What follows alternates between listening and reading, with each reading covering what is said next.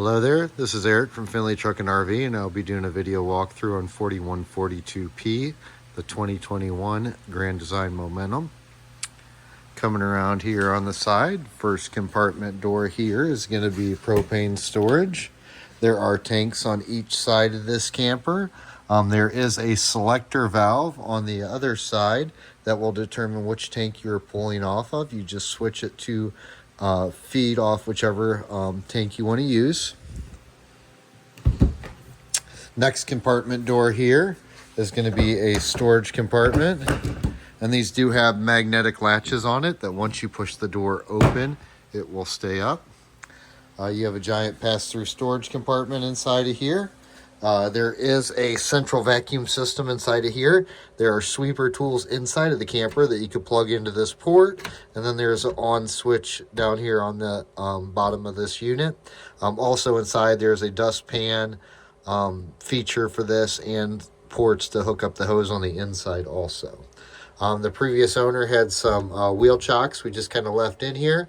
And then there is a crank for the spare tire carrier that is directly underneath the camper. Lights have switches on the lights. They have different settings on them too. You can switch the light to where it's got a motion setting to where it comes on whenever there's motion inside of here. And then you do have a battery disconnect switch. In order to shut the batteries off, you'll just slowly turn this key till the key pops out, and that will shut off all power to the camper itself.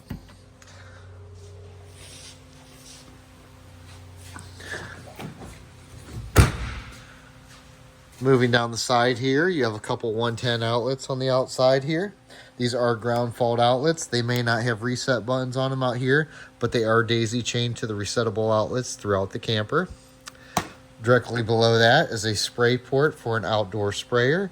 There is a hose on the other side that will clip right into the side of that. That way you will have strictly cold water out of the sprayer out of this side of the camper. On the other side of the camper, you do have the option for hot or cold water out of the sprayer. There is a latch for the main entry door of the camper.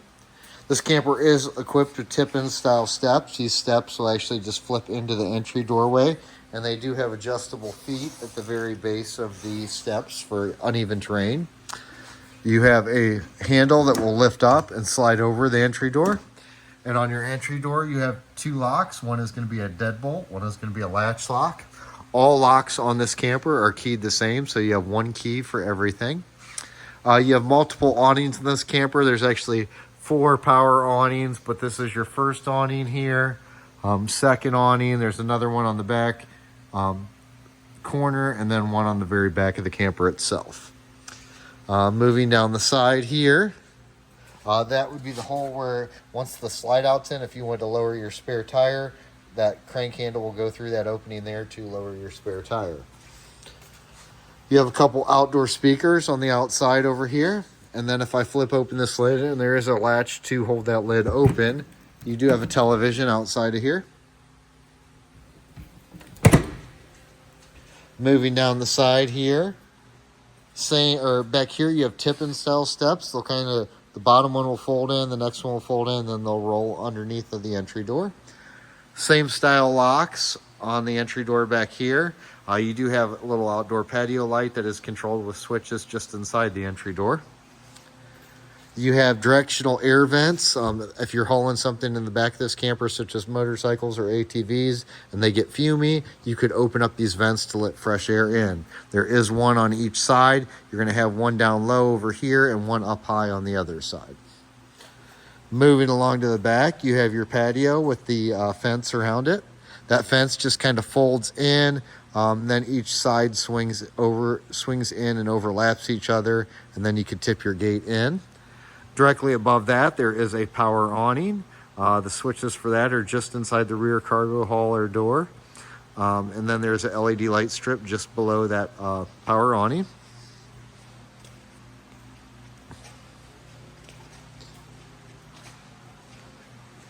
Coming around to the side over here, you have a ladder that will take you up to the rooftop. There are a couple pins you have to pull right there. Then that ladder will pivot towards us and then could be climbed to the rooftop.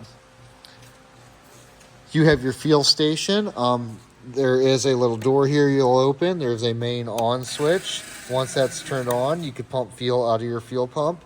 There's a gauge on it too. I can push this and it'll show me how much fuel is in the tanks themselves. There are 2 tanks on this camper. One is for the generator, one is for the fuel pump.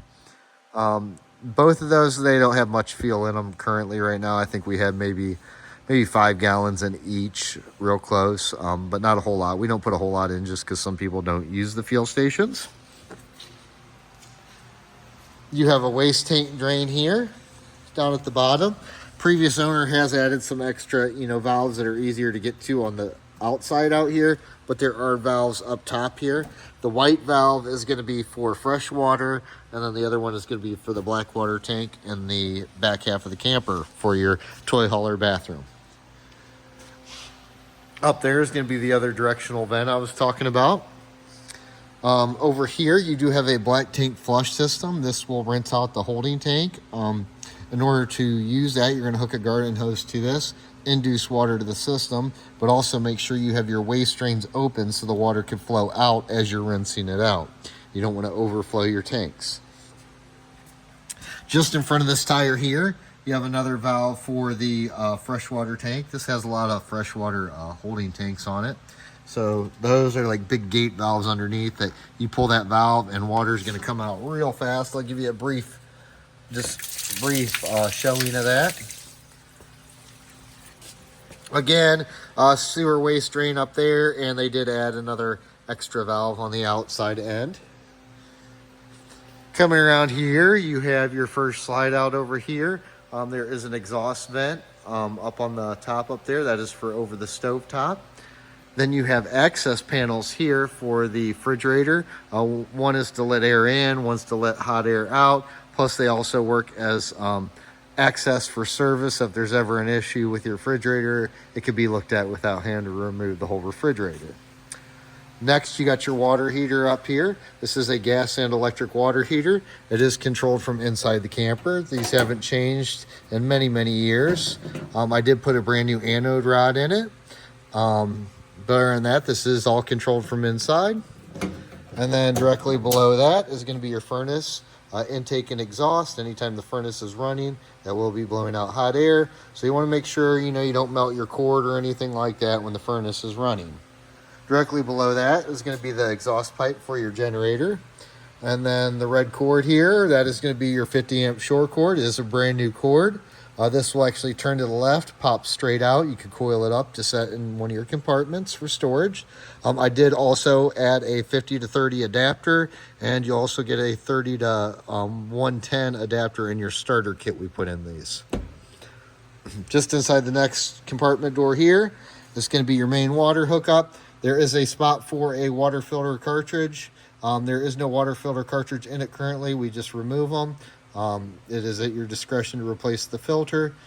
Inside of here, this is where your main city water is going to hook up at your white port here. If you want to fill your fresh water tanks, you got one of 2 ways. You can either fill it down here at this port, or you can switch your valves around from the pictures to the power tank fill position. You have an outdoor shower with hot and cold water, an outdoor water pump switch. The only time the water pump needs to be on is if you're pumping water out of your freshwater tank. Again, you do have to have these valves in the correct positions for whatever you want to do, whether that be dry camping, filling the water tank, city, or whatever. And they do have pictures to show you the positioning of the valves. There's cable and satellite hookups there, and then there are 110 outlets inside of here.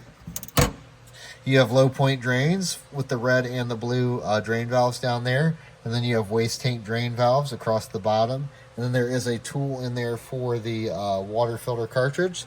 Also, this hose you could push in and remove to hook to the other side of the camper for using the fixture on the other side if need be. Over here, you're back into your main pass-through storage compartment. Also inside of here on the entry door, it gives you access to auto level the camper from the outside, or just hitching your camper to your camper. In order to get this touchpad to work, you do have to hit both arrow keys at the same time till that green light comes on. Once I do that, I could use the arrow keys for up and down hitching to hook up to my my vehicle. Down here is a brief description of some of the operations you could do out here on this touchpad. That will time out and shut off on its own on the touchpad. Next compartment and last one on this side is going to be that other propane tank I was telling you about. And on the wall over here is going to be the selector. On the very top, up top here, is going to be a little pointer that you can point to whichever tank you're using. You have your main bedroom slide up here. Up in the front half, crawl down in here. You have your generator. This is an Onan 5500 generator. It has been serviced. Oil's been changed. All fluids, have been changed, and air filter's been checked. In order to get in here, you can kind of pull on the top corners, and then lift up, and you could gain access to engine oil fill and dipstick, engine air filter. There are some circuit breakers out here, and a start-stop switch on the outside also. But again, this has been serviced and is ready to go.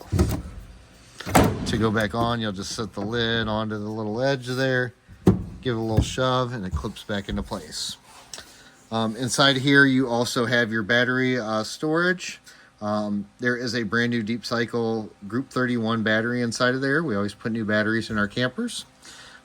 There's the hydraulic reservoir for the leveling system. This has a 6-point leveling system that actually also includes the front jacks.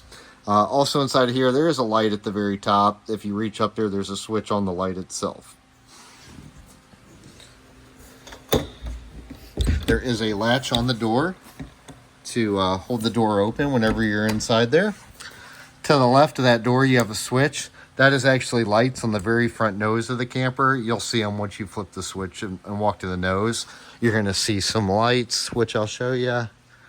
Are these white ones up here? That's what that's going to control. Then other than that, you have your 7-pin connector and breakaway wiring on the front of your camper. There are also some decorative LED lights on the front, and if you can see the reflection on the ground, they're underneath on the one side also. Those lights are controlled from inside on the one control touchpad. That concludes my video on the exterior. I will pick up with an interior video. Thank you.